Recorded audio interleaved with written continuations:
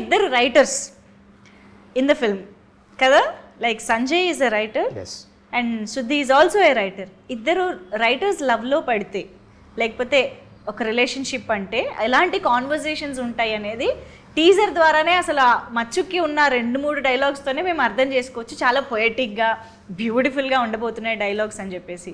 So how would it be, writers మధ్య chemistry ఏంటి, ఆ డైలాగ్స్ ఎలా ఉండబోతున్నాయి, what you have to say about it? Phanindra ఇందాక చెప్పినట్టు ఆయన ఒక టెరిఫిక్ రైటర్ అండి. అంటే తెలుగు భాష మీద ఆయనకి ఎక్స్ట్రాడినరీ గ్రిప్ ఉంది.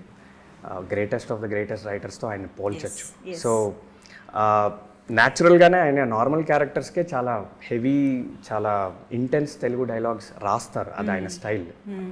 మీరు మనుదో చూసుకున్నా, మధురంలో చూసుకున్నా అలానే రాస్తారు ఆయన స్టైల్. అది న్యాచురల్గానే ఇంకా రైటర్స్ అనేసరికి ఇంకా చాలా హెవీ, అంటే హెవీ అంటే ఒక సొఫిస్టికేటెడ్ తెలుగు అనేది కొంచెం యూజ్ చేశారు ఆయన. అంటే సినిమా మొత్తంలో వేరే క్యారెక్టర్స్కి ఉండే డైలాగ్స్కి మా మధ్య ఉండే డైలాగ్స్కి కొంచెం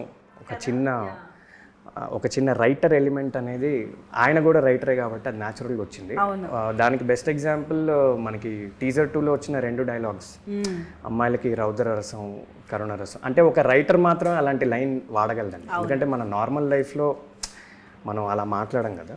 బట్ ఒక ఆథర్ కానీ ఒక రైటర్ కానీ వాళ్ళకి ఆ భాష మీద కమాండ్ ఉంటుంది కాబట్టి అలాంటి డైలాగ్ న్యాచురల్గా వస్తుంది.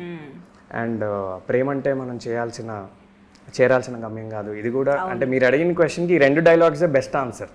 సో ఇలాంటి స్టైల్లోనే ఇంకా ఉంటాయి. ఈవెన్ ఆడదాన్ని అందానికి బియాండ్గా చూస్తే సముద్రం అంత లోతు కనిపిస్తుంది అనే ఒక డైలాగ్ కానీ చాలా ఉన్నాయి ఇందులో.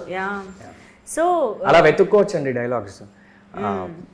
చాలా డైలాగ్స్ సినిమా రిలీజ్ అయ్యాక చాలా పాపులర్ అవుతాయి, చాలా వైరల్ అవుతాయి. వాట్సాప్లో వీటిలో స్టేటస్గా కూడా పెట్టుకోవచ్చు చాలా. yes absolutely.